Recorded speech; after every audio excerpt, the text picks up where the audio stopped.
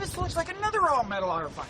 Yep, it's one of the TECNAM line of all-metal airplanes. The P2008 has a lot of composite on it, but the tradition in TECNAM has been all-metal, and indeed that's what this construction here is. This is the P2002 Sierra. It's their low-wing entry in the LSA sweepstakes.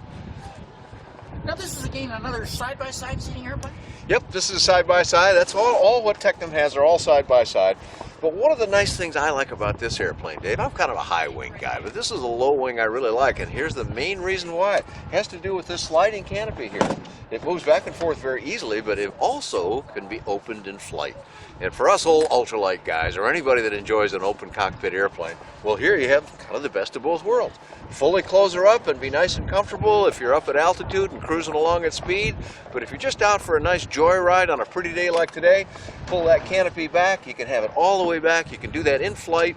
I'm not sure if they can do it at the very highest speeds, but I suspect you can. But I know at a more normal cruise speed, canopy open, you can stick your hands out, you can really enjoy the flight in this airplane. It's one of the nice qualities of the Sierra. A little different to get in the Sierra than a high-wing airplane. You don't just turn around and sit down. You got to get up on this wing somehow like I'm sitting. But different than many low wings, the entry here is from the front.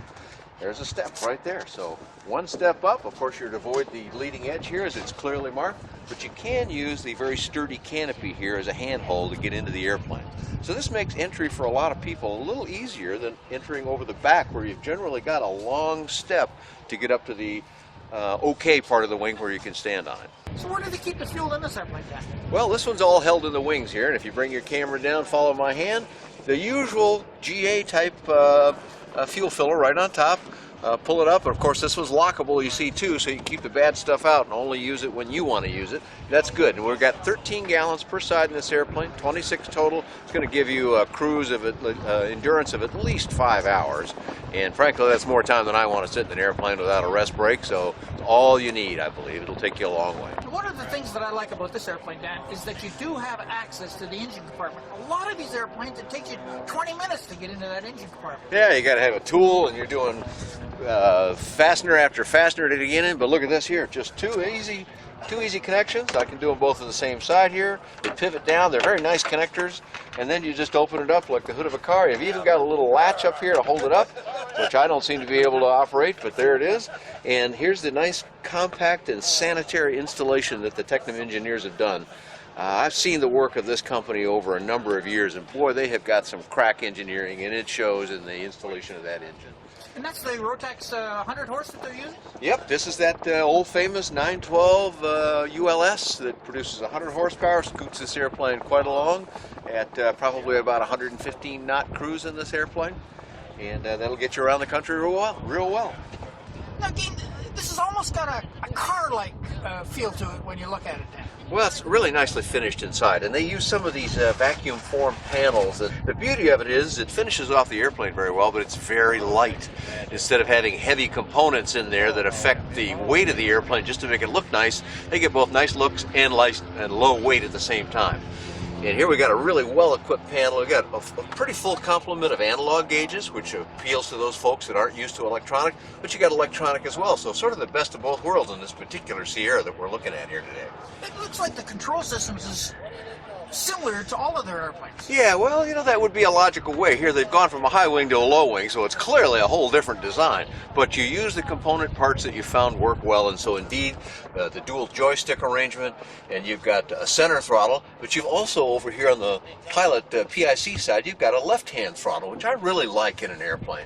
There's a time when you want to just keep your hand on the joystick and not have to swap hands just so you can adjust the power setting.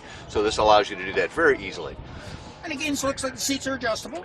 Yep, seats adjust the same way with that little sliding knob to the side here, just like the Bravo that we looked at earlier. Seats go back and forth over a pretty good range in here. And other features you've got is your flap, electric flap right here, throttle, your friction lock. Down here in the center console, you've got your fuel controls and you've got your parking brake lock. And then if you can take your camera and move it toward the aft here, we once again have quite a bit of space behind the seats here. You can carry some luggage with you, and a little hat rack behind that where they literally have some hats. So it's a nice little airplane, and for the low wing enthusiast, here's a really good choice from TECNAM of Italy. And again, you've got great visibility on this airplane. It's, you know, one of the things about a sliding canopy and a whole glass top like this is you got great upward visibility. On a pretty day, you're just going to really enjoy it. But then I get back to that bit about wanting to just open the canopy and have it wide open ahead of me, and you can do that. So if we want to get more information on Dan, where do we go? This airplane is represented here at the Midwest LSA EXPO by the Heart of Virginia organization. So their website is Fly HOVA, Heart of Virginia, so HOVA, flyhova.com. Now, do you have a flight report on this as well, Dan? I do. I have gotten to fly several of the TECNAMs, and the P2002 Sierra is one of them, so you can find that on my website, which is bydanjohnson.com or bydanjohnson.com.